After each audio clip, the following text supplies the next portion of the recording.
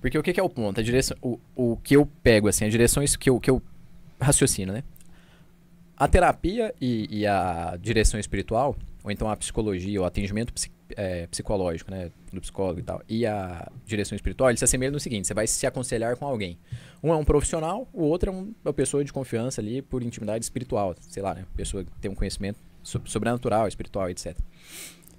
Mas o padre, ele tem um atendimento desinteressado. E não só desinteressado, mas ligado ao caritas ali, à caridade. Ele quer te ver bem pelo seu próprio bem. Por ele, tanto faz ali, né? Mas, tipo assim, ele quer o seu bem pelo seu bem.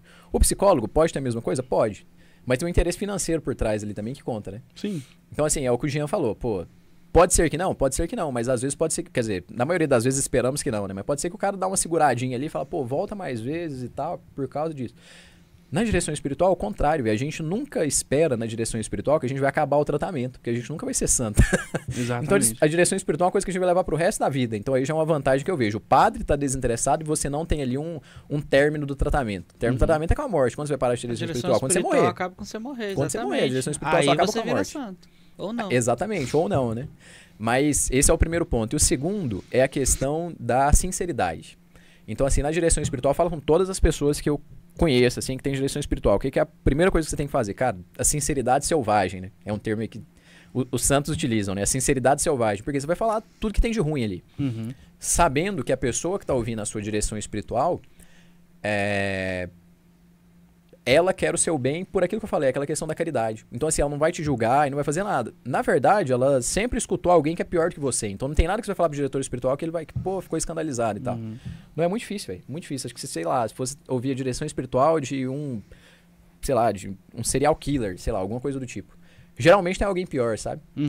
Então, assim, pode ser que não tenha feito atos tão feios, né? Mas eu acho que quem tá ouvindo aí não é serial killer, né? Então, assim, tá de boa, né? Tomara. Mas, assim, mas pessoas que podem ser piores internamente, que tenha vontades até piores, às vezes não externaliza aquela vontade, mas então a luta dela é tão difícil ou até mais suja do que a do serial killer, entendeu? Então vai por aí também. E isso é uma coisa que é crucial, velho. Acho que eu pelo menos tenho muito mais facilidade em me abrir, não só mais facilidade, eu tenho mesmo facilidade, que foi treinado, inclusive, não foi sempre fácil, assim, né?